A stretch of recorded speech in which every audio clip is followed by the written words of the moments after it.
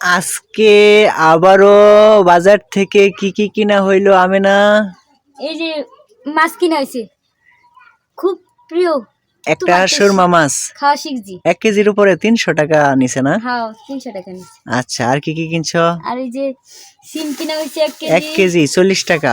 40 টাকা। আলু কিনা হয়েছে 5 কেজি 5 কেজি 100 টাকা। 100 টাকা। আর বেগুন কিনা হয়েছে 1 কেজি 40 টাকা। আর কপি কিনা হয়েছে দুইটা 60 টাকা। 60 টাকা। আর টমেটো কিনা হয়েছে 2 কেজি 2 কেজি 70 টাকা। 70 টাকা। আর শাক কিনা হয়েছে 20 টাকা 4 মুঠা। কাঁচামরিচ কিনা হয়েছে 250 গ্রাম।